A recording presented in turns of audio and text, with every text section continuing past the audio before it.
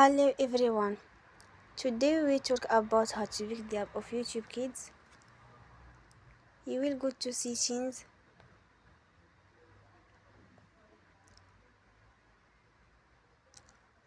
then we click on apps. After that you will search the app YouTube Kids.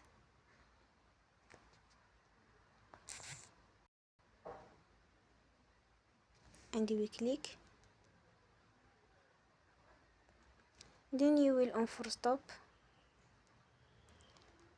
After that you will go to storage. Then you will click on clear cache. You will go to Play Store and you will update your app. Don't forget to support us by like and subscribe. See you next time and thank you for attention.